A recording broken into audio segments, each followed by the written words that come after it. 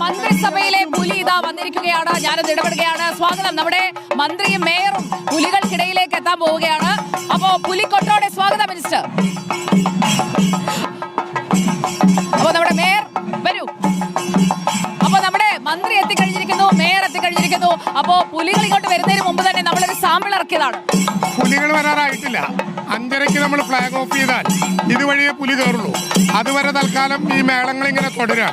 ഇത്തവണ നിരവധി പ്രത്യേകതകളുള്ള പുലിക്കളിയാണ്. സാധാരണ നിലയിലുള്ള പുലിക്കളിയിൽ നിന്ന് വ്യത്യസ്തമായി പാരമ്പര്യവും പുതുമയും ചേർന്ന് ഒരുക്കുന്ന ഒരു പുലിക്കളി സുധയ്ക്ക് കാണാം. സുധയ ഇതൊക്കെ വളരെ ഗംഭീരമായിട്ട് റിപ്പോർട്ട് ചെയ്യാണ്. ഇന്നലെ പറയുന്നത് ഞാൻ കേട്ടു, മടയിലേക്ക് പോകണം പുലിയെ കാണാൻ. ആ പുലി ഇങ്ങോട്ട് വരികയാണ്.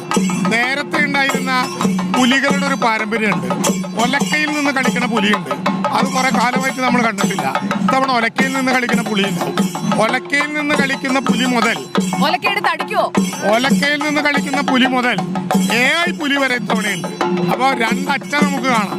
രണ്ട് ഗംഭീരമായ ആർപ്പുവിളിയും ആർത്തട്ടഹാസവും നമുക്ക് കാണാം. പുലികളി മിനിസ്റ്റർ പറയുന്നത്. മേയർ എല്ലാം റെഡിയല്ലേ? വളരെ ഭംഗിയായിട്ട് ഈ പ്രാവശ്യത്തെ പുലി നടത്താൻ ഞങ്ങൾ ഉദ്ദേശിക്കുന്നത്. കാരണം 500 പുലികൾ സ്വരാജ് റൗണ്ടിൽ നമുക്ക് കുട്ടികളും പെൺപുലിയും വയറുള്ള പുലിയും വയറില്ലാത്ത പുലിയും അങ്ങനെ.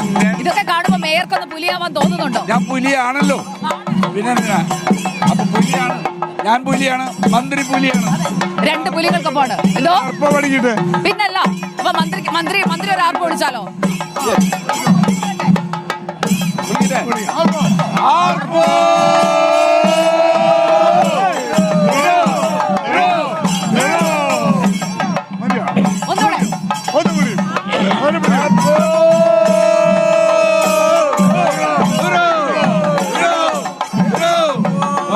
അങ്ങനെ ആർപ്പുവിളിയുടെ ആവേശമായിരിക്കുകയാണ്.